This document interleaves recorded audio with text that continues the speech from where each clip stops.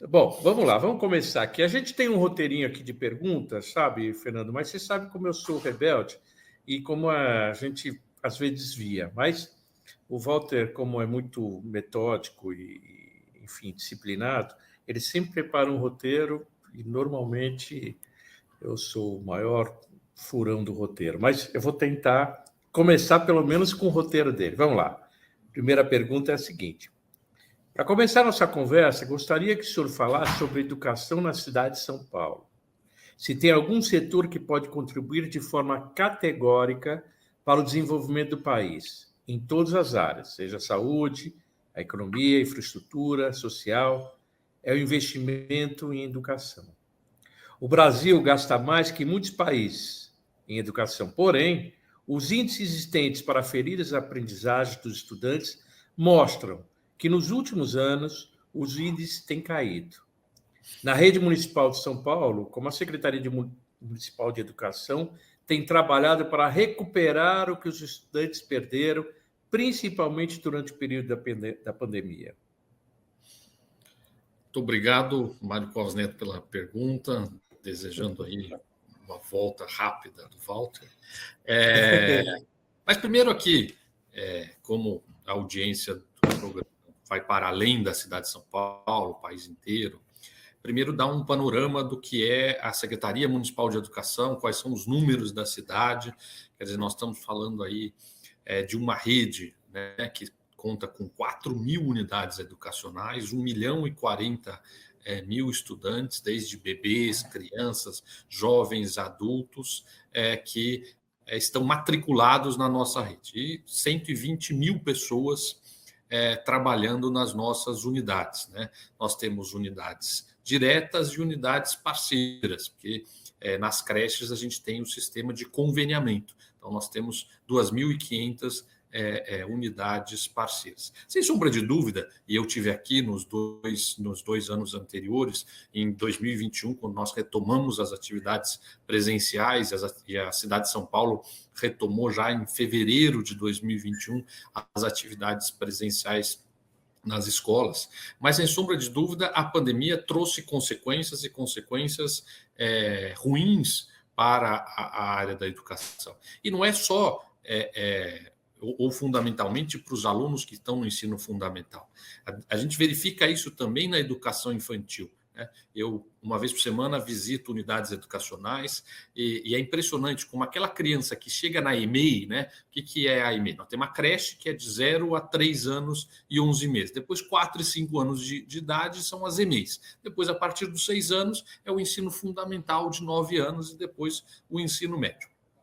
Então, a EMEI, aquela criança que não passou pela creche, algumas questões, ela chega lá ainda com fralda, não passou pelo desfraude, não tem ainda autonomia para comer sozinha a sua alimentação. Isso só para dar 2 exemplos, né? Que são de aprendizados, não o aprendizado português, matemática, mas de uma série de aprendizados que a escola, né, traz para esses bebês, essas crianças, e que a pandemia prejudicou este contato social, este convívio. Ficou claro em todas as matérias e os especialistas, as pesquisas, o prejuízo, né, de não ter a escola presencial, quer seja do ponto de vista da aprendizagem, um prejuízo enorme na alfabetização, mas também na sociabilização, na segurança também. Para muitas crianças é mais seguro estar no ambiente escolar, né, do que estar na rua, do que estar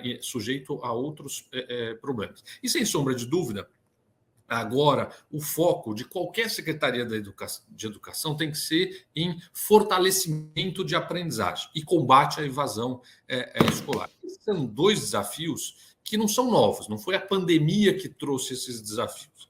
Quem acompanha a educação sabe disso. Nós tivemos um momento, primeiro, que foi de garantir o acesso de criança, o processo de universalização, né? Esse processo se deu no final dos anos 90, com o ministro Paulo Renato, aqui em São Paulo com o professor Arroso, o governador Mário Covas, o presidente Fernando Henrique, que foi o de garantia de acesso ao ensino fundamental.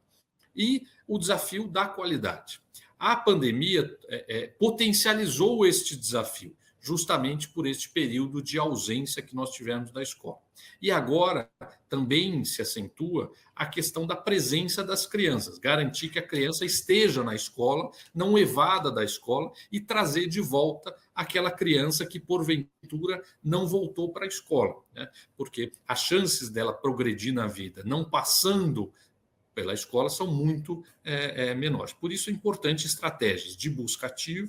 Nesse sentido, nós aderimos à plataforma da Unicef de busca ativa escolar. Também adotamos um programa que é o POT, né, o Programa Operação Trabalho, que é a contratação de mães, justamente para atuar nas comunidades neste processo de busca ativa. Só lembrando, quando eu tive aqui com vocês em 2021, nós estávamos falando do programa POT das mães guardiãs, justamente por quê? Porque essa retomada das atividades presenciais trazia novos protocolos, né? Foram os protocolos de saúde que foram elaborados. Distanciamento, medir temperatura, garantir que a fila tivesse esse distanciamento, higienização das mãos, e isso trouxe um conjunto de atividades acrescidas à rotina do dia a dia da escola. Portanto, nós verificamos também que as mulheres estavam sendo muito prejudicadas e mais prejudicadas na questão do desemprego no período da pandemia. Então, seria uma estratégia social, com a Secretaria do Trabalho, da Prefeitura, secretária Aline Cardoso, junto com a Educacional e de Saúde. E aí o programa Mães Guardiãs, que deu muito certo. Agora, já, felizmente, capital mundial da vacina, São Paulo, já estamos na 4ª dose, agora os acima de 70 anos indo para bivalente e respondendo sempre positivamente a esse processo de vacinação, vem, então, uma ressignificação do programa POT, com essas mães atuando na busca ativa. E agora nas unidades, desde a creche até o ensino médio e também nas unidades parceiras que eu fiz referência. Então, esse é um pé. O outro, né, é justamente o de fortalecimento das aprendizagens, ou seja, pegar as avaliações, verificar quais são as habilidades e competências que os alunos estão com maior dificuldade e montar programas de recuperação, quer seja com o professor, o PAP, professor de apoio à aprendizagem, para que ele possa fazer as atividades de recuperação no contraturno, de 4 a 10 horas, dependendo da necessidade dessas crianças, com materiais específicos, porque aluno não é robô, eles não aprendem todos ao mesmo tempo, com a mesma velocidade, é preciso ter estratégias de abordagens diferentes para garantir esse aprendizado. Mas esse é um processo que é longo, é um processo dos próximos anos e que tem que ser foco de prioridade para os próximos anos na cidade de São Paulo, no estado, no país, de garantia da aprendizagem dos nossos bebês, crianças, jovens e adultos. Perfeito. Como você falou de algo que é enfim, uma transformação que depende de tempo, a gente vê muito, especialmente nos Estados Unidos, isso. Não sei se na Europa é assim também. Provavelmente depende do país. A gente vê muito alunos que a atividade esportiva acaba sendo um canal de possibilidades, especialmente no ensino superior, né? Mas eu diria que no ensino médio também e tal, e no ensino infantil também pode ser assim, na medida em que você possa dar um incentivo, seja do aluno. Vamos imaginar que você tivesse uma transformação agora, em que você pudesse diferenciar não só a capacidade de você ver que cada aluno exige um tipo de educação diferente, mas você também, a partir do momento que você identifica isso, você segregar especialmente os melhores alunos, né? Para que eles possam ter um potencial de desenvolvimento intelectual e de conhecimento para as outras finalidades, ou seja, para que eles possam ter uma oportunidade muito maior, não é? O esporte, de alguma forma, está envolvido nisso ou, por enquanto, não? Nós temos o esporte na grade regular, né, das escolas, Sim. com atividade de educação física, e temos na cidade de São Paulo 58 unidades de CELS, né, que eles têm piscina, quadra, ou uma outra infraestrutura para atender, e aí faz muita a escola e o CEL se articulam para a promoção de outras atividades que não só a do período regular de aula. Nós trabalhamos também, e aí pensando os esportes de uma maneira mais ampla, incluindo o xadrez, enfim, com as oficinas, através do programa Mais Educação São Paulo ou São Paulo Integral, em que os próprios professores promovem um conjunto de atividades de acordo com a capacidade física que essas escolas tenham, que ele permite aos alunos que ou intensifiquem uma determinada modalidade ou que tenham contato com uma modalidade nova.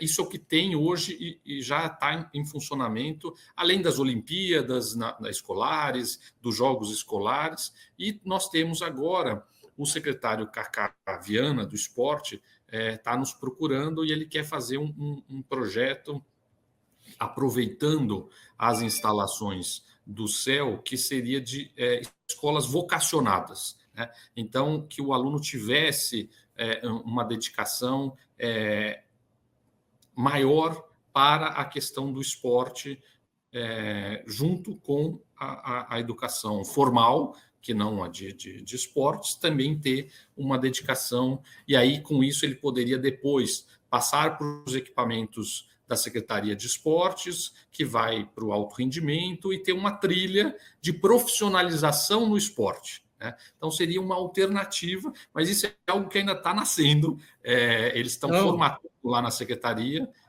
para nos apresentar. A gente recebe com bons olhos, tem uma experiência feita nessa linha no Rio de Janeiro, na época da secretária Cláudia Costin. Então, dei um spoiler aqui de uma novidade que eles querem nos apresentar. Estou esperando. Isso é sintonia, né? Você pensou nisso e eu captei a mensagem, Guru. É o seguinte, não, mas é que eu penso assim, você tem hoje uma série de jovens, especialmente jovens mais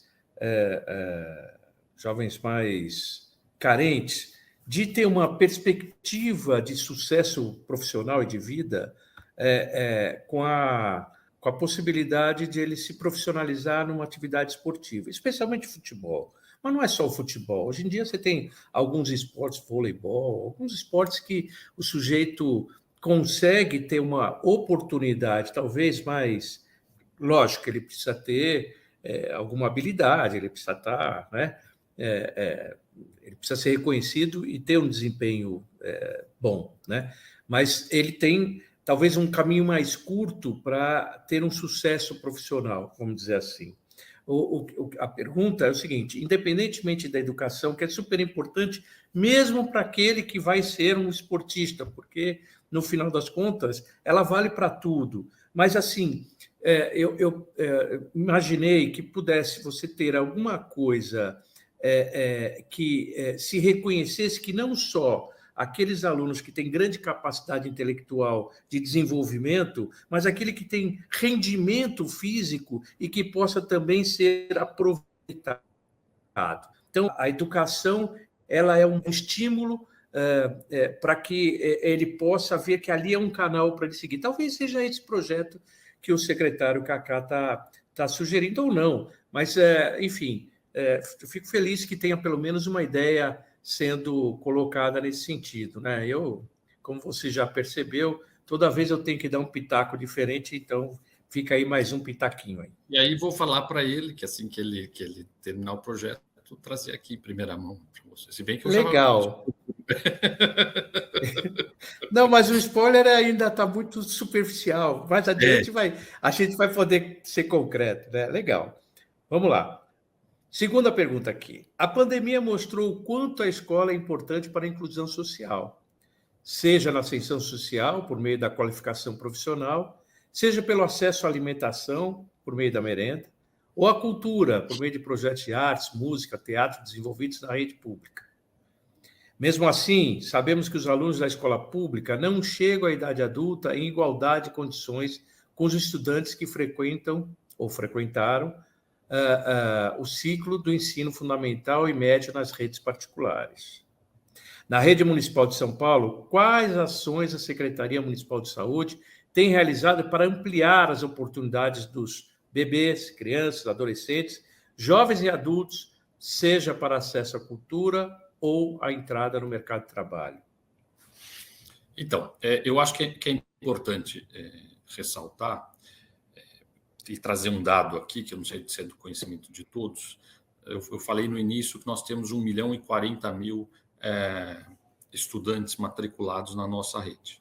54% desses estudantes estão no CAD único, pobreza, extrema pobreza. Então, nós temos, embora estamos falando aqui da capital mais rica 54%. do Brasil, 54%. Então, para ver como existe justamente esses dois lados, né, em São Paulo, uma grande vulnerabilidade e também uma grande riqueza na cidade. E vários pontos na cidade sem a oferta de equipamentos culturais, esportivos. O equipamento que tem ali é a escola.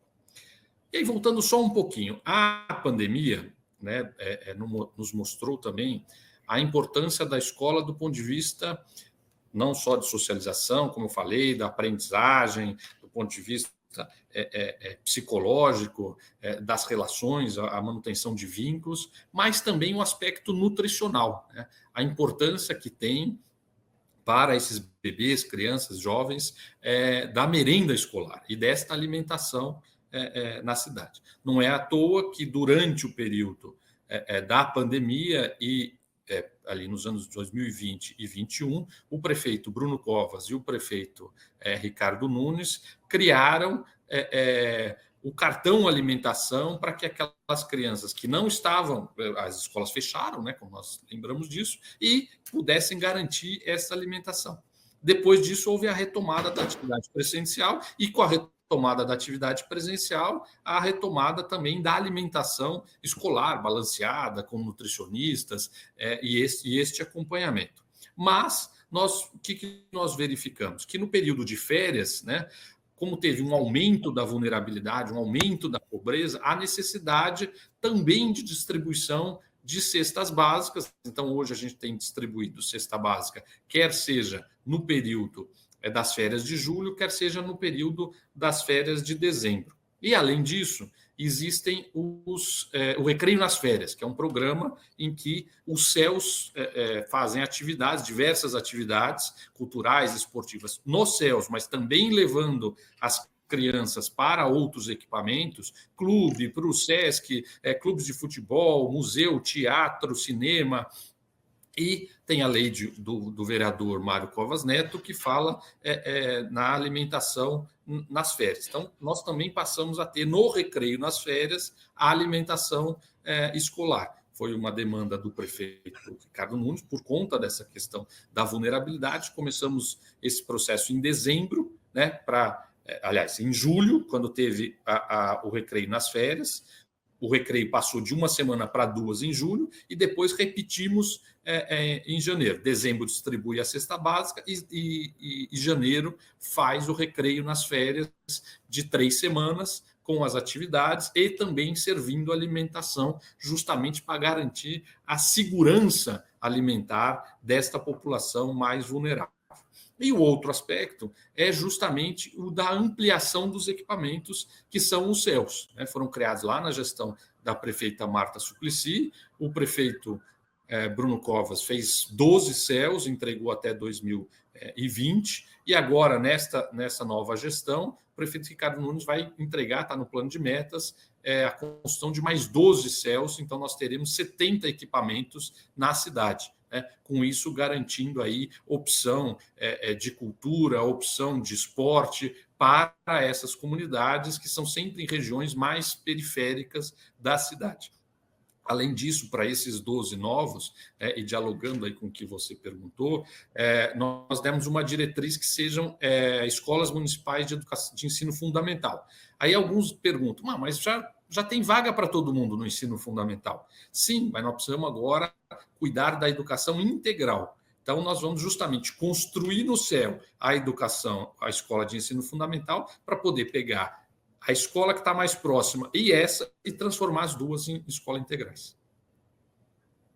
Porque aí tem uma questão só que é o seguinte: a gente tem uma lógica perversa que vai nessa linha também da desigualdade, que assim, você começa a implantar ensino integral por escola que está ociosa. A escola que está ociosa, mesmo na periferia, está nas regiões mais centrais, no centro da Zona Leste, e não nas regiões que mais precisam. E os CELs, por diretriz, eles são sempre construídos em regiões mais vulneráveis. Bom, já que nós temos uma meta de fazer 12 CELs, já que eles vão ser em regiões mais vulneráveis, que eles também sirvam para aumentar a expansão do ensino integral para quem mais precisa. Perfeito. Então, essas escolas nos centros que estão... Enfim, porque as pessoas, a população vai sendo expulsa para a periferia e, portanto, a densidade populacional nos centros acaba sendo menor. E aí, se no momento ela era super importante no passado, ela hoje não é tão importante. E aí que cabe a minha pergunta de novo, na conversa que nós tivemos anteriores.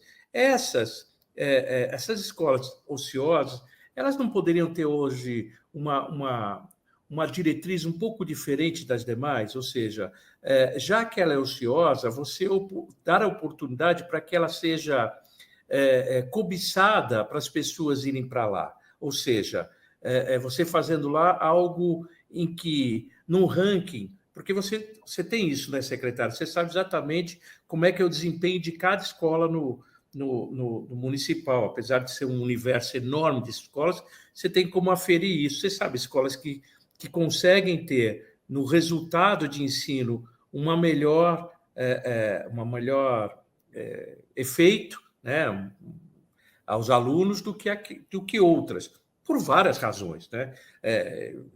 Até mesmo, uma das razões pode ser até a própria qualificação do profissional que está ensinando as crianças.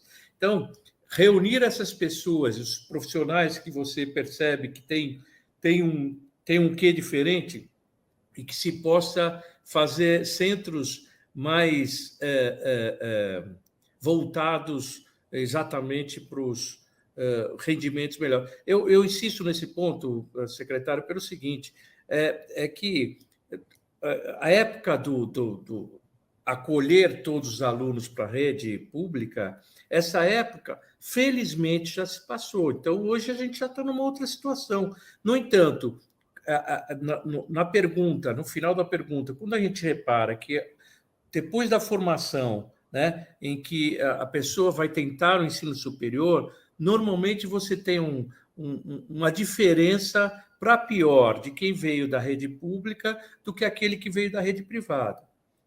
E eu coloco várias razões, mas entre as quais é porque muitas vezes, e a gente sabe também na escola privada, tem umas escolas que são muito mais, tem muito mais resultado, porque elas são muito mais exigentes e, portanto, os alunos, para dar certo lá, eles têm, não é qualquer um que consegue ir bem nessas escolas, né? Então, eu não sei, acho que eu gosto muito da ideia do mérito e da competição, sabe? Eu acho que isso vale para o trabalho, como vale para a educação, no meu modo de ver, de você fazer com que as pessoas tenham outros objetivos além do aprendizado só.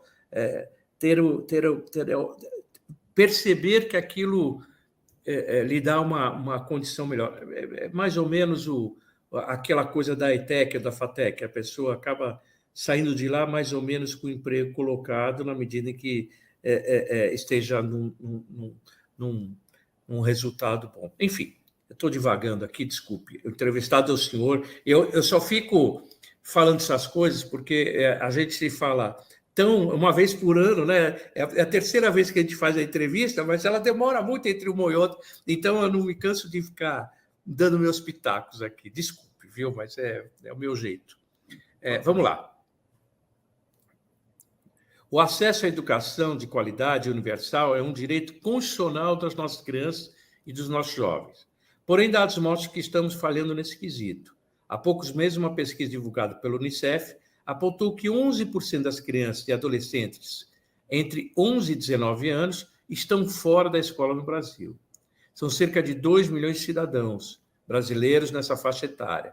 Nas classes A e B, 4% estão fora da escola. Já na classe D e E, chega a 17%, um índice 4 vezes maior.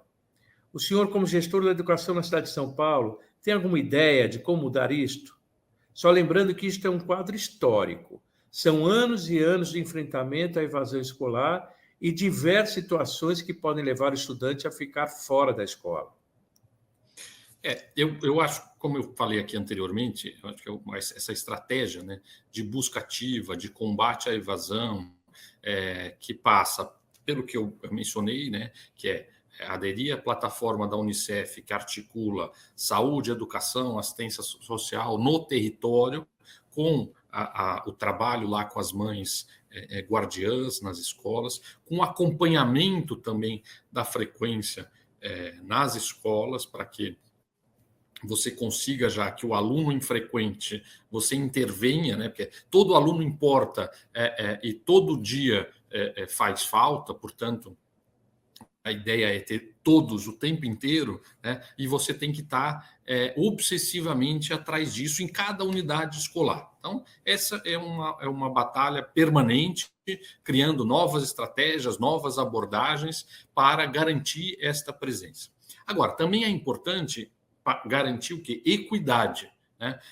Qualidade na educação, excelência, né? Garantir a alimentação, a segurança alimentar, mas garantir a aprendizagem, né? Os alunos e o aluno pobre também vai aprender e tem o direito de sair da escola com essa aprendizagem e a ter um futuro que começou com esta aprendizagem formal, não formal, a sua formação integral na educação pública. E algumas ações são importantes. Primeiro, ter um currículo, né? Depois, ter materiais de apoio para os alunos e para os professores, para as escolas. Depois, acho que uma outra questão, talvez um ponto positivo da pandemia, foi que nós entramos na era tecnológica, né? Antes, eu ouso dizer aqui que em condições normais de temperatura e pressão, levaríamos aí 10, 15 anos para que todo mundo entrasse na era digital, né? Questões de idade, e todos foram obrigados a entrar, né? A pandemia não bateu a porta, ela arrombou a porta, e aí deixo aqui um agradecimento a todos os profissionais da Rede Municipal de Educação que não pouparam esforços, se reinventaram para manter o vínculo com esses bebês, crianças, jovens e adultos. A tecnologia jamais substituirá o professor, mas ela pode apoiar, sim, o professor, né, para ser não apenas, né, a pessoa que transmite o conteúdo, mas ser um estimulador e usar a tecnologia a favor da aprendizagem e tornar mais atrativo também as aulas, tornar o ambiente escolar mais atrativo. Então, essa também será uma demanda desses estudantes. E é importante também a gente ter uma atuação do Ministério da Educação na formação inicial de professores, aí eu estou falando na formação das faculdades, preparar o professor durante o curso, né, de graduação para que seja preparado para ser um professor. No caso das redes, a gente pode ir fazendo outras medidas. Vou dar aqui um exemplo da cidade de São Paulo. Nós, pela primeira vez, de maneira inédita, instituímos a prova prática no concurso para professores de ensino fundamental 1 e ensino fundamental 2. Ou seja, agora o professor, além de fazer a prova de múltipla escolha, conhecimentos gerais específicos, também vai ter que dar uma aula antes de ingressar na rede municipal. Também investir em formação do diretor, formação do coordenador pedagógico e formação dos professores. A troca, a colaboração entre pares, né? Você falava aqui de escolas e eu me lembro e vejo aqui os resultados. Nós temos excelentes resultados na rede municipal em escolas em regiões muito vulneráveis, o que prova que é possível. O que nós precisamos agora é justamente que isso ilumine as outras escolas e que elas adotem as suas estratégias, mas que fundamentalmente nós consigamos garantir este direito de aprendizagem. É um direito e nós temos que ter excelência com equidade. Olha quem tá de volta aí, gente! O maior carnaval do Brasil! E São Paulo tem o maior carnaval do Brasil, todo mundo já sabe. E esse ano está ainda melhor, com mais de 600 blocos de rua, com mais segurança, com mais limpeza e ainda mais cuidado, saúde e respeito. De graça para toda a família, em toda a cidade. Vem! O maior carnaval do Brasil! Prefeitura de São Paulo, Carnaval 2026.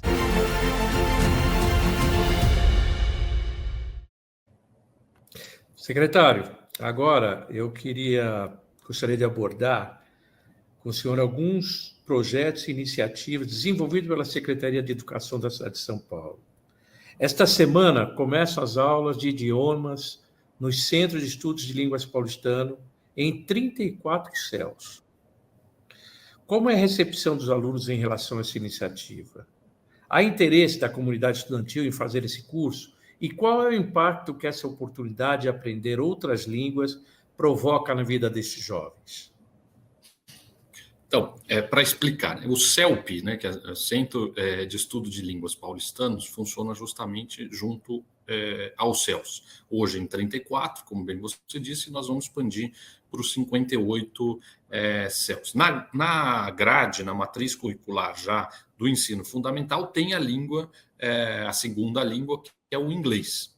Ele pode aprofundar a língua, né, o inglês, no Centro de Estudo de Línguas, como ele pode aprender outras línguas, espanhol, francês, alemão, japonês e italiano. São as línguas que hoje ele pode ter no Centro de Estudos de Língua. E esta é uma oportunidade que amplia os horizontes. Primeiro, cultural, deles aprenderem uma nova cultura, uma nova língua, com isso conseguirem, mesmo pela internet, conseguir acessar novos conteúdos e um novo conhecimento. E também oportuniza para eles uma perspectiva maior de empregabilidade junto ao mercado de trabalho, justamente por ter essa nova língua. Então, além do regular, ele tem também o estudo de línguas complementar, em que ele pode fazer ou aprofundamento, aperfeiçoamento nessa língua, ou fazer uma outra língua no Centro de Línguas Paulistanos, no CELP. Muito bom, excelente, excelente. E a diversidade de línguas é um negócio impressionante, parabéns.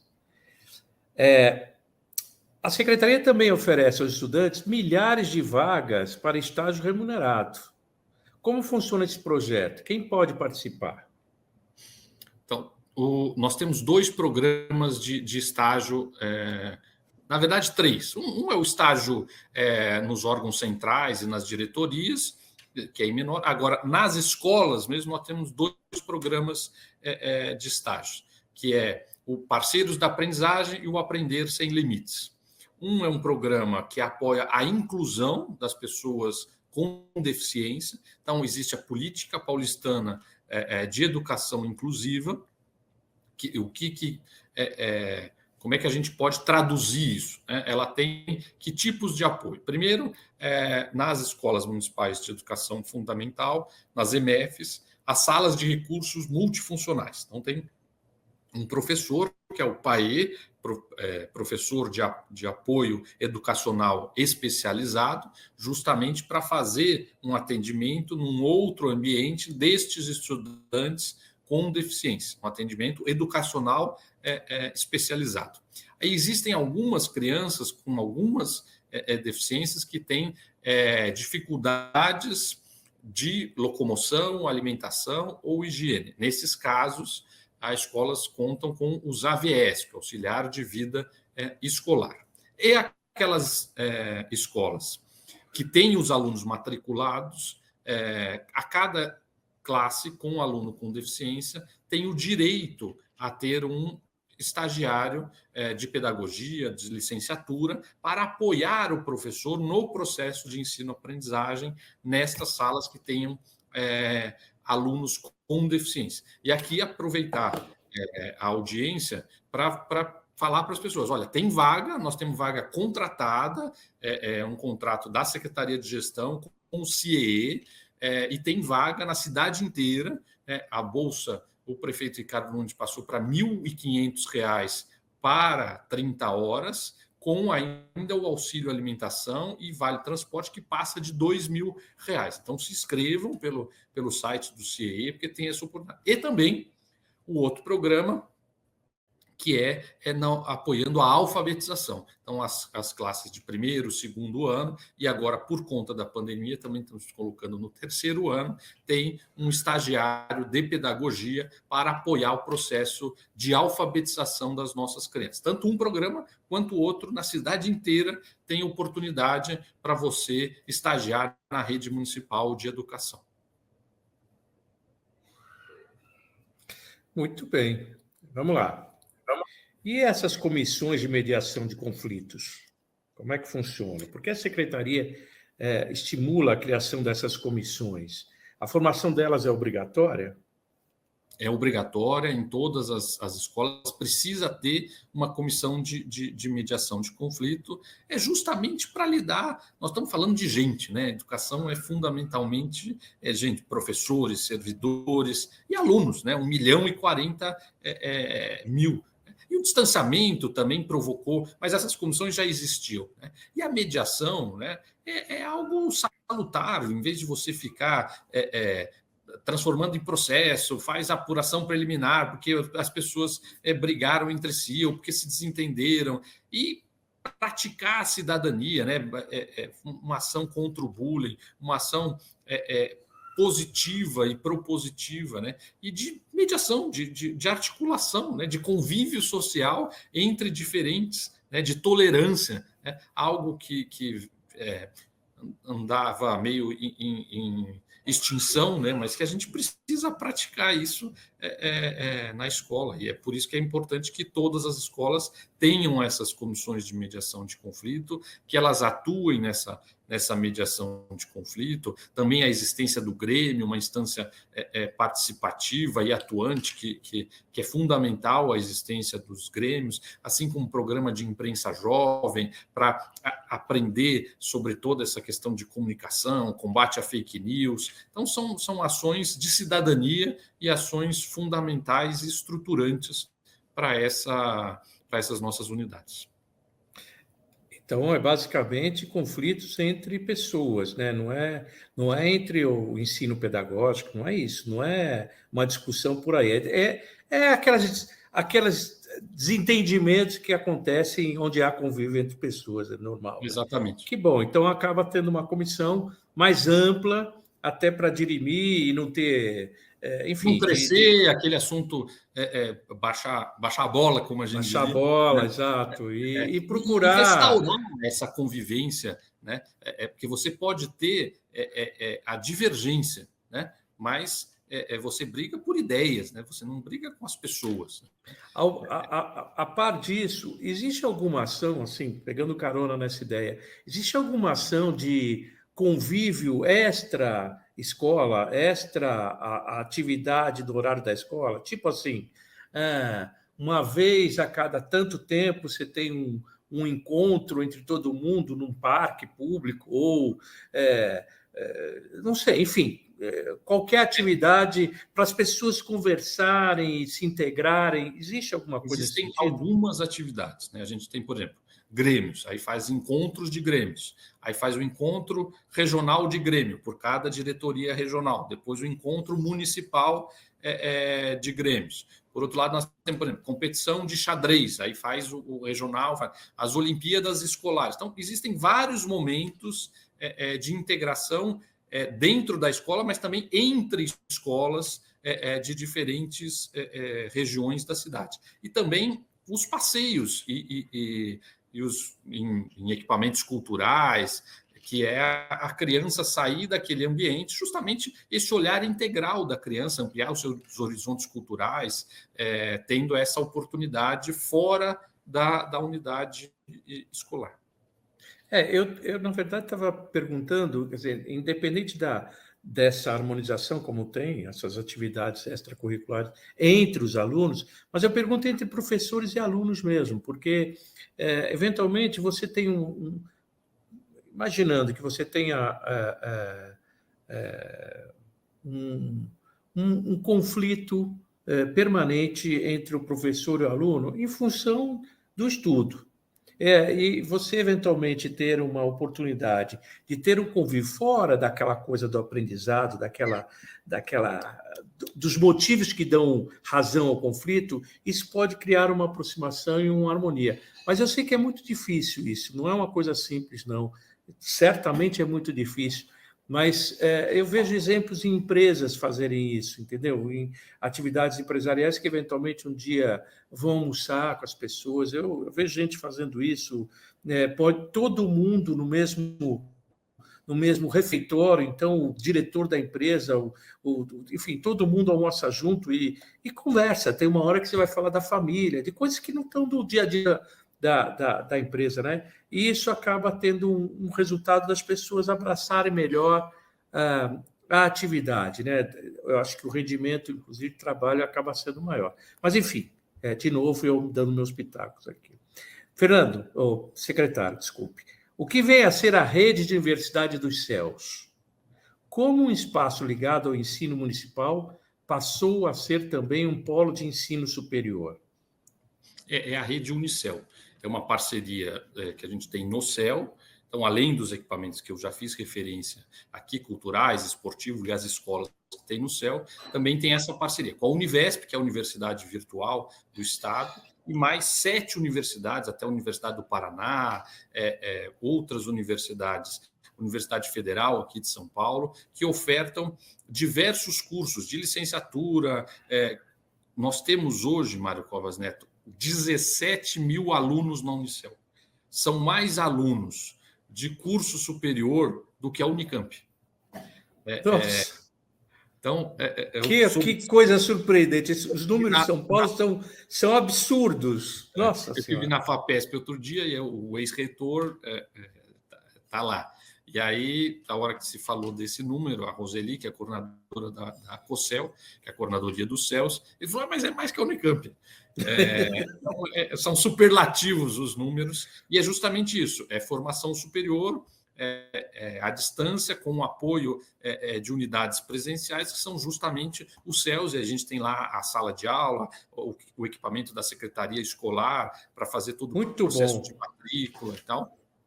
Muito bom. E é também, em muitos distritos, a única universidade que tem naquele distrito. Não, e considerando o seguinte, que os alunos que estão lá já são alunos que moram próximo do local.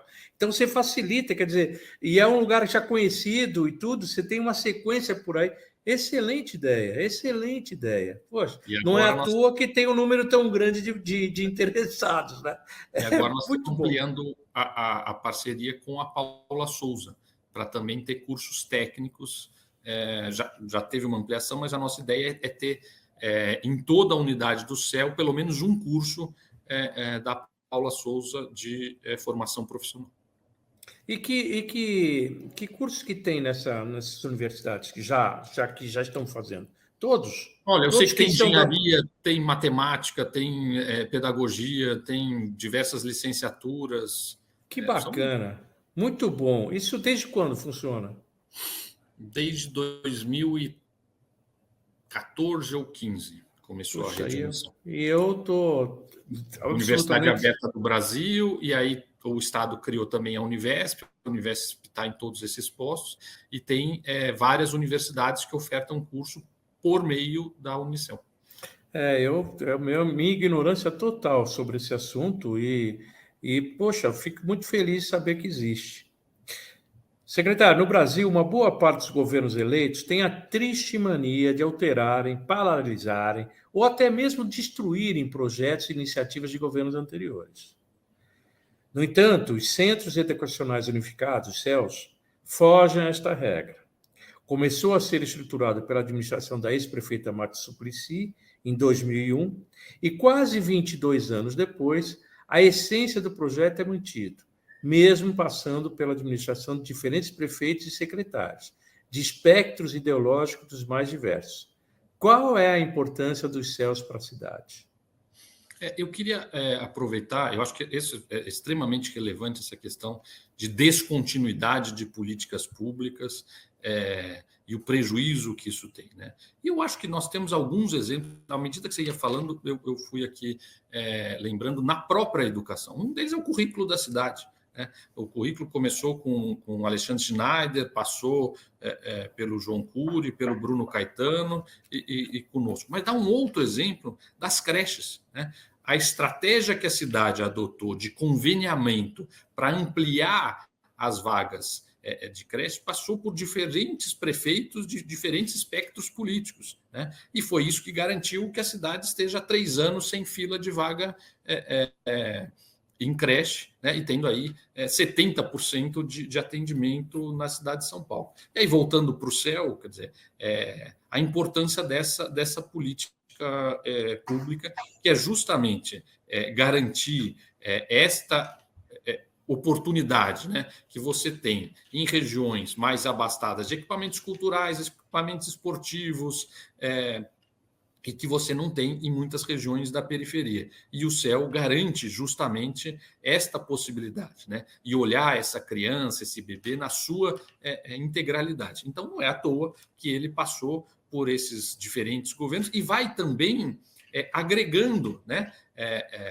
outras questões. A gente trouxe aqui a Unicel, que foi criado bem depois do início da gestão da prefeita Marta. Nós trouxemos agora, que foi criado com o prefeito Bruno e o prefeito Ricardo, o CELP, Educação de Línguas. Então, vai se aperfeiçoando e aproveitando esse equipamento e trazendo novas oportunidades para essas comunidades, que têm uma potência enorme. Muitas vezes o que faltam oportunidades. Então, eu acho que é uma política pública que veio para ficar e que tem se consolidado, e não é à toa que diferentes prefeitos de diferentes espectros políticos mantêm e expandem essa política e inovam também, né? Nós, muito em breve, vamos estar aí trabalhando para ter as 3 primeiras bebetecas nos céus, né? Porque os céus lá atrás, quando foram concebidos, né, a primeira infância tem lá o equipamento da creche e tal, mas nós mesmos, enquanto sociedade, ainda não olhávamos tanto para a primeira infância com a importância que ela tem hoje do desenvolvimento cerebral, da plasticidade que o cérebro tem e da importância da interação da criança, do brincar. E aí, então, construir um espaço também aos finais de semana para que essas crianças possam ter essas oportunidades de aprendizagem, de convivência, de interações, ampliando os seus horizontes. Não, perfeito. Só lembrando que a inspiração do céu, salvo engano, é algo que remonta ao Leonel Brizola, quando foi governador no Rio de Janeiro, que criou as primeiras unidades assim de... Ou seja, também é uma forma de você vir se a gente algo que deu certo. lá atrás, né? A Escola Parque, Anísio Teixeira, enfim, tem uma série de Não, pelo menos a descontinuidade dos governos não é só para você minar o que estava ruim, às vezes é para você fazer algo que é bom. Legal, ótimo. Mas vamos voltar ao início da nossa conversa, quando falamos de forma genérica da educação brasileira. Gostaria que o senhor falasse sobre os grandes desafios dos gestores da educação pública nesse tempo de internet, de globalização, de democratização do conhecimento, de novas profissões que surgem.